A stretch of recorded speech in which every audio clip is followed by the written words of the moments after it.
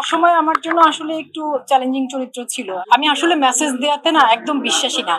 Bohemian ঘোড়ার আম্বিয়া চরিত্রে আমাকে চিন্তা করেছেন। খুব উচ্চবিত্তের জীবন আসলে আমি কাছে থেকে দেখিনি। অসময় কাজল আরিফিন অমি পরিচালিত একটি ওয়েব ফিল্ম বঙ্গতে মুক্তি পেয়েছিল। ধন্যবাদ, আসলে ভালো লাগছে, খুবই ভালো লাগছে। কাজের জন্য সম্মান পেলে তো ভালো লাগে। পরিচালকের প্রতি ধন্যবাদ, টিমের প্রতি ধন্যবাদ, এবং আয়োজন যারা করেছেন, যারা আমাকে সম্মানিত করেছেন তাদেরকে অসময় আমার জন্য আসলে একটু চ্যালেঞ্জিং চরিত্র ছিল। আমি এই কথাটা সবসময় বলি যে আমার জন্ম বেড়ে ওঠা গ্রামে, মফস্বলে। তো হয় কি, আমাদের দেশের সাধারণ মানুষের জীবনযাপনটা আমার খুব কাছে থেকে দেখা।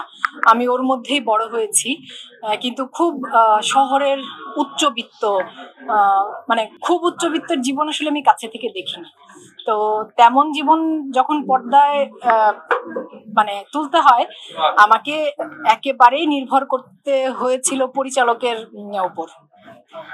এবং অসময়ের এমিলি রহমানকে যদি বিশ্বাসযোগ্য মনে হয়, সেই কৃতিত্ব সবচাইতে বেশি আমার পরিচালক কাজল আরিফিন অমির, আমার সহশিল্পী ইন্তেখাব দিনার, ইরের জাকের, জীবন ভাই, আরো যারা ছিলেন, ফারিন, সকলেই। সামনে ঈদে হইচইতে মুক্তি পেতে যাচ্ছে অমিতাভ রেজা চৌধুরীর বহেমিয়ান ঘোড়া। খুবই সম্প্রতি সেটার ট্রেলার রিলিজ হয়েছে এবং আমরা পুরো টিম ভীষণ ভালো প্রতিক্রিয়া পেয়েছি সামাজিক যোগাযোগ মাধ্যমে বা দর্শকদের কাছ থেকে। বহেমিয়ান ঘোড়ায় ভীষণ গুরুত্ব, মানে প্রধান চরিত্রে আছেন মোশাররফ করিম, তার সাথে আরো অনেক অভিনয় শিল্পীরা আছেন। প্রত্যেকেই যার যার ক্ষেত্রে খুবই, কি বলবো, গুণী, প্রতিষ্ঠিত। আছেন 8 জন নারী অভিনয় শিল্পী, আমি তাদের মধ্যে একজন। এবং আশা করি কাজটা আপনাদের ভালো লাগবে, কারণ অমিতাভ রেজা চৌধুরী আমার ভীষণ পছন্দের পরিচালক। আমি ব্যক্তিগতভাবে তার পরিচালনার ভক্ত, এবং এটা আমি সবসময় বলি যে আমার ক্যারিয়ারের একেবারে শুরুর দিকে অমিতাভ ভাইয়ের পরিচালনায় একটি বিজ্ঞাপন চিত্রে কাজ করেছিলাম, গ্রামীণ ফোনের বিজ্ঞাপন চিত্র, যেটি আমার ক্যারিয়ারের একটা টার্নিং পয়েন্ট, খুবই গুরুত্বপূর্ণ কাজ হয়ে আছে।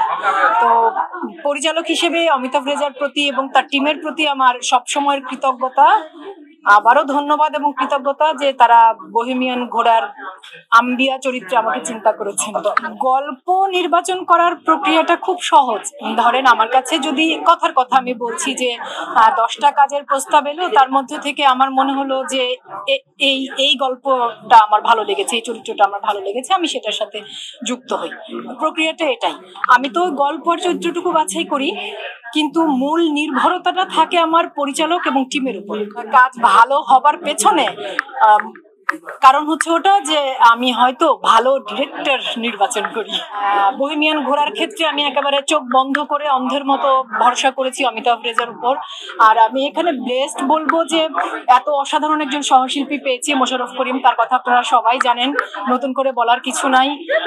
দুর্দান্ত একজন অভিনেতা, ভীষণ সহযোগিতা পরায়ণ একজন সহশিল্পী। পুরো টিম, সিনেমাটোগ্রাফার ছিলেন খসরু ভাই, পুরো টিম। এবং চিত্রনাট্য, আপনারা বারবার যেটা বলছেন যে সংলাপ, একটি সংলাপ, মানে ট্রেলারের 2 মিনিট থেকে একটি ছোট্ট দৃশ্য বা শট এভাবে ভাইরাল হয়েছে, এর কৃতিত্ব কোনোভাবেই আমার না। আমার এখানে কোনো ভূমিকাই নেই। এখানে ভূমিকা পরিচালকের এবং ভূমিকা চিত্রনাট্যকারের, যারা স্ক্রিপ্ট করেছে ওদের। জি, আপনি নীলপদ্মের কথা বলছেন। হ্যাঁ, এবার আন্তর্জাতিক চলচ্চিত্র উৎসবে সেটার প্রিমিয়ার হয়েছে। আর হ্যাঁ, মানে নতুন সিনেমা, আসলে 3টি পূর্ণদৈর্ঘ্য চলচ্চিত্রের শুটিং শেষ করে রেখেছি।